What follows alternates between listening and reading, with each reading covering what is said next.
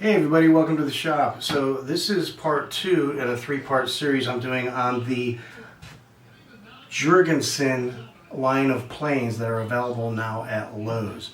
Last week we did this little guy here, the copy of the Stanley 102 block plane. I am pretty happy with this thing. I mean, if you saw the review I did last week, I had a little bit of an issue with the bottom here, which wasn't completely flat. I had to do a little work to it, but honestly, it works very well now. It's a very good working plane, so I'm very happy with it. Next week, we're going to do this smoother one, the number 4. So let's put those two aside, because this week, I am really excited about this plane. This is the Stanley 60½. It's still in the package. I haven't even got it out of the package yet. I can't wait to get my hands on it. I actually have a vintage 60½here that we can compare. Now there's going to be some differences between this plane and this plane because Jorgensen chose to copy a later version of Stanley's 60½. I don't know all of the history of Stanley, but recently planes have been released under the Stanley name again, and they've released a 60½block plane. That is what this is copying, and it's a little bit different from this. I'll point those differences out when we do this, and we'll move on. But let's get this thing cut open and see what it looks like. You know, I jokingly talk about unboxings all the time. I am not an unboxing guy, but I will definitely show you that this is coming right out of the packaging. I have not mucked with it at all. And, ooh, it's heavy. There we have it. Let's see if there's anything else in here we need. The instruction manual again, and the blister pack. So, there's your unboxing. It is very interesting that people like unboxings, but, you know, it is what it is. Now, this does have a little bit of oil on it, which is a good thing. That keeps it from rusting in its journey here. The one thing I can tell you is it feels slightly heavier than the vintage one. And that is probably because the castings are much thicker on this one than this one. This is ductile iron. This is just cast iron, and this is thinner cast iron. Over the years, Stanley cast their planes at different thicknesses depending on the availability of the iron. Honestly, at war times, their planes were a little thinner than at other times when they were building them. You know, when you build something over a 100-year stretch, you know, they're going to change a little bit. You know, the Stanley bench planes had 20 types, you know, and there were just slight changes between them. And you know, if you look at a Type 1 and a Type 20, they're kind of looking the same, but there's a lot of differences from 1 to 20. Kind of the same thing here. How does it work out of the box? You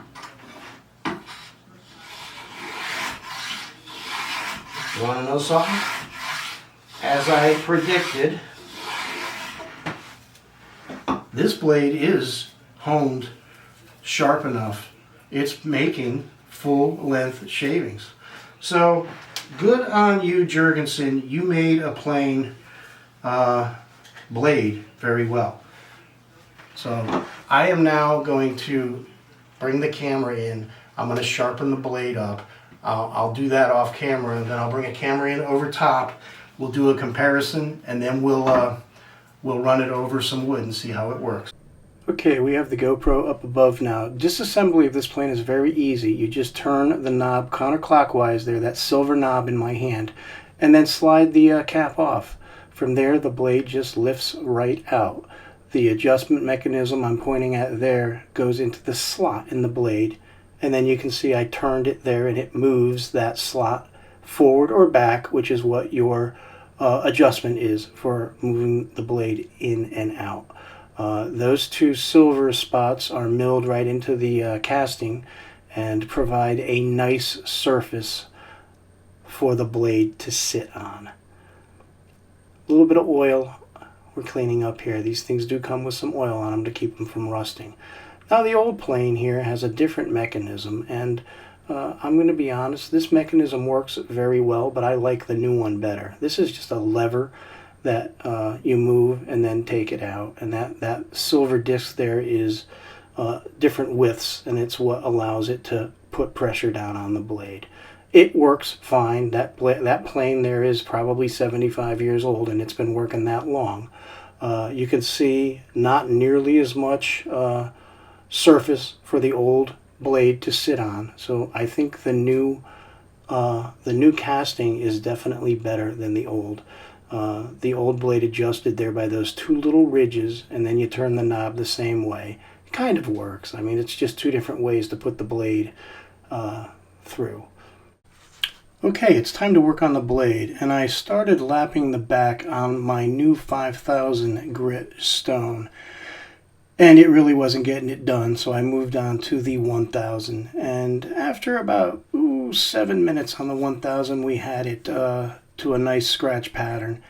I then went back up through the grits 5000 and 8000 on the back and lapped it, as you can see here, to a nice smooth back.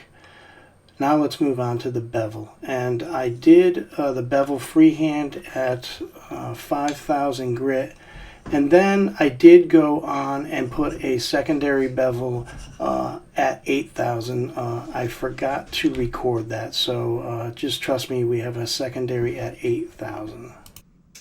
Hey everybody, so there you have it. Sorry about missing the micro bevel at 8000 grit, but this thing works really well now. It is nice and sharp. Let me just show you. I mean, it is taking very nice full-length shavings, and this, ladies and gentlemen, is not that little 1/4-inch piece of pine I had for the little 102. This is 3/4 of cherry, and it is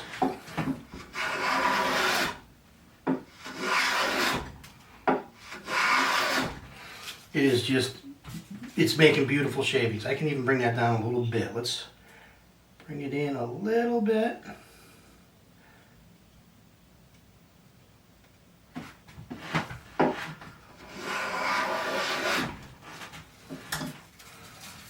Yep, that's a thinner shaving.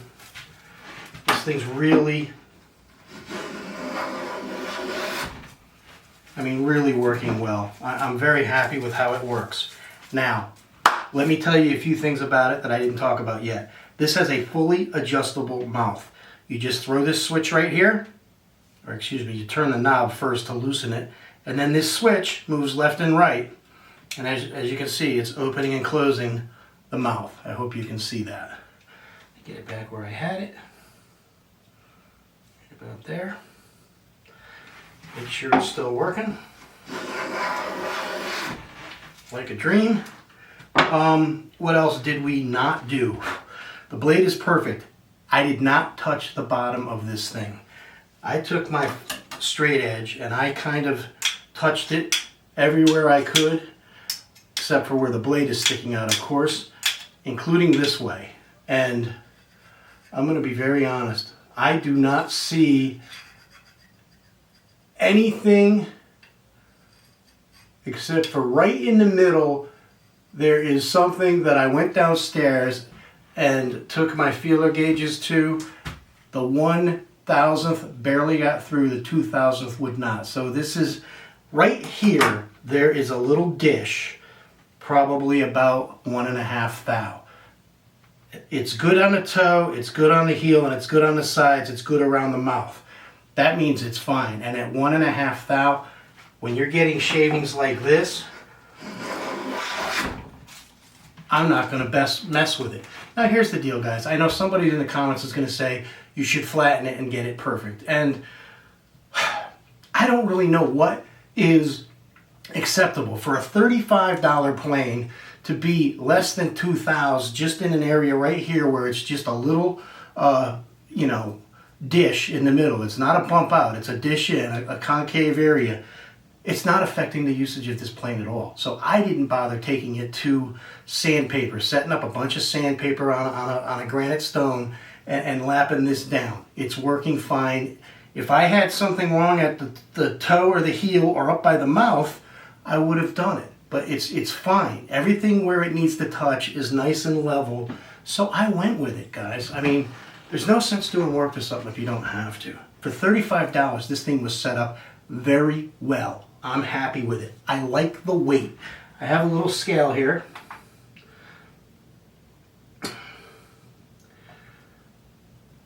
This is 23.95 ounces, so basically 24 ounces. The original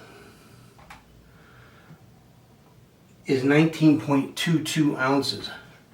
So 5 ounces heavier. That is, you know, some people may complain about weight. I think weight in a plane helps to a certain extent. You don't want to go crazy bonkers and make it so heavy you get tired. But to me, this is a good weight. Okay, one more thing I would like to do to this plane. This is optional. You don't have to do it. These edges right here, they're kind of sharp. All the way around on the bottom where the casting has been, you know, formed. They make a nice square edge. I'm going to take, this is an Easy Lap Diamond, this is the Fine. And I'm just going to kind of go right here, right on the corner, and just break the edge. Not really removing a lot of metal. I'm just kind of rounding that corner over. Going to do the same thing here.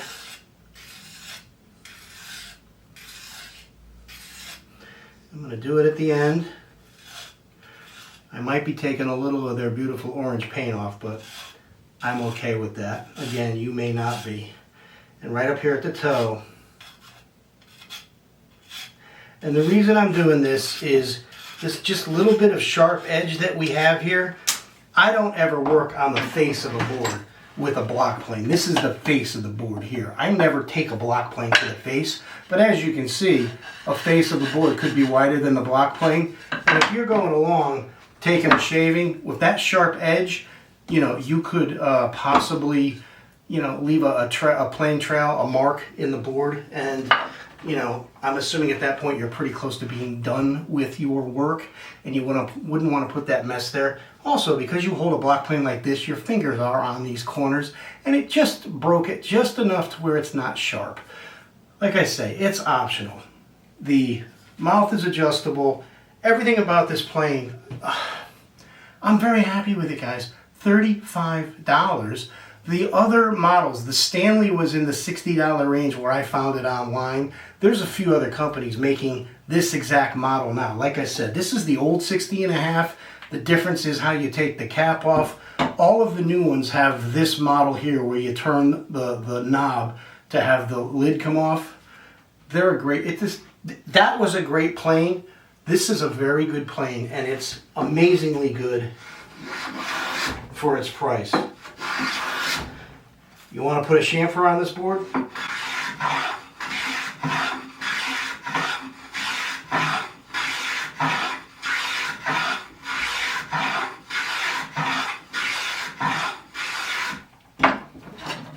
There you have it. Nice chamfer. Plane works great, guys. I hope you like this. If you did, please hit the like button. As always, please subscribe if you haven't. Thanks for watching. The next video, which I'm going to try to hang out in another couple of days for you, will be the last of the 3 Jorgensen planes that you can get at Lowe's. This will be the smoother, the number 4. Kind of looking forward to it. Hope to see you then. Have a great day.